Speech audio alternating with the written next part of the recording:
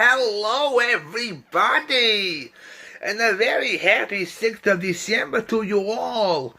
Now, unfortunately, today I overslept, being that I didn't get to bed till very late last night. So, unfortunately, I don't have anything planned for today, which I am so sorry for, but I'll tell you what, while I get up and get dressed out of my pajamas, today I am going to read you a Christmas story, one of my all-time favorite Christmas stories, the story of one who hated Christmas and then over the course of one night learned to love it and accepted love into his heart. No, I am not talking about A Christmas Carol. I'm talking about How the Grinch Stole Christmas. It's a fantastic story. So while I get dressed, I will read it to you. Okay, ladies and gentlemen, here we go. How the Grinch Stole Christmas by Dr. Seuss. Every Who down in Whoville liked Christmas a lot, but the Grinch who lived just north of Whoville did not. The Grinch hated Christmas the whole Christmas season. Now please don't ask why, no one quite knows the reason. It could be his head wasn't screwed on just right. It could be perhaps that his shoes were too tight. But I think the most likely reason of all may have been that his heart was 2 sizes too small. But whatever the reason, his heart or his shoes, he stood there on Christmas Eve hating the Who's, staring down from his cave with a sour, grinchy frown at the warm lighted windows below in their town. For he knew every Who down in Whoville beneath was busy now hanging a mistletoe wreath. And they're hanging their stockings, he snarled with a sneer. Tomorrow is Christmas, it's practically here. Then he growled with his Grinch fingers nervously drumming, I must find a way to stop Christmas from coming. For tomorrow he knew all the Who girls and boys would wake bright and early and rush for their toys, and then, oh the noise, noise, noise, noise. That's one thing he hated, the noise, noise, noise, noise. Then the Who's young and old would sit down to feast, and they'd feast, and they'd feast, and they'd feast, feast, feast, feast. They would feast on Who pudding and rare Who roast beast, which was something the Grinch couldn't stand in the least. And then they'd do something he liked least of all. Every Who down in Whoville, the tall and the small, would stand close together with Christmas bells ringing.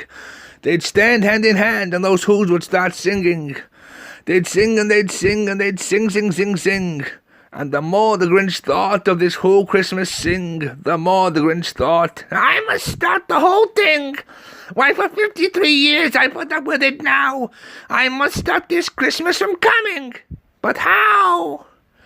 Then he got an idea. An awful idea. The Grinch got a wonderful, awful idea. I know just what to do, the Grinch laughed in his throat. And he made a quick Santa Claus hat and a coat. And he chuckled and clucked, what a great Grinchy trick! With this coat and this hat I'll look just like St. Nick. All I need is a reindeer. The Grinch looked around, but since reindeer are scarce, there were none to be found. Did that stop the Grinch? No, the Grinch simply said, if I can't find a reindeer, I'll make one instead. So he called his dog Max, then he took some red thread, and he tied the big horn on the top of his head. Then he loaded some bags, some old empty sacks, on the ramshackle sleigh, and he hitched up old Max. Then the Grinch said, get up! And the sleigh started down, towards the homes where the Who's lay a-snooze in that town. All the windows were dark, white snow filled the air. All the Who's were dreaming sweet dreams without care when he came to the first little house on the square. This is stop number 1, the old Grinchy Claus hissed, and he climbed to the roof, empty bags in his fist. Then he slid down the chimney, a rather tight pinch, but if Santa could do it, then so could the Grinch. He got stuck only once for a moment or two. Then he stuck his head out of the fireplace flue, where the little Who stockings all hung in a row. These stockings, he grinned, are the first things to go. Then he slithered and slunk with a smile most unpleasant around the whole room, and he took every present. popguns and bicycles, roller skates, drums, checkerboards, tricycles, popcorn and plums. And he stuffed them in bags, and the Grinch, very nimble, stuffed all the bags one by one up the chimble. Then he slunk to the icebox, he took the Who's Feast, he took the Who Pudding, he took the roast beef. He cleared out the icebox as quick as a flash. Why, that Grinch even took the last can of Who hash. Then he stuffed all the food up the chimney with glee. And now, grinned the Grinch, I'll stuff up the tree. The Grinch grabbed the tree and he started to shove, when he heard a small sound like the coo of a dove. He turned around fast and he saw a small Who, little Cindy Lou Who was no more than 2. The Grinch had been caught by this tiny Who daughter, who'd got out of bed for a cup of cold water. She stared at the Grinch and she said, Santa Claus, why are you taking our Christmas tree, why? But you know that old Grinch was so smart and so slick that he thought of a lie and he thought it up quick. Why, my sweet little tot, the fake Santa Claus lied. There's a light on this tree that won't light on one side. So I'm taking it home to my workshop, my dear. I'll fix it up there, then I'll bring it back here. And his fear fooled the child. Then he patted her head, then he got her a drink and he sent her to bed. And when little Cindy Lou was in bed with her cup, he went to the chimney and he stuffed the tree up. The last thing he took was the logs for their fire. Then he went up the chimney himself, the old liar. On the walls he left nothing but hooks and some wire. And the one speck of food that he left in the house was a crumb that was even too small for a mouse. Then he did the same thing around the other Who's homes, leaving crumbs much small for other Who mouses. It was 15:15 dawn, all the Who's still in bed, all the Who's still a snooze when he packed up his sled. Packed up his sled with their presents, their ribbons, their wrappings, their tags and tinsel, their trimmings, their trappings.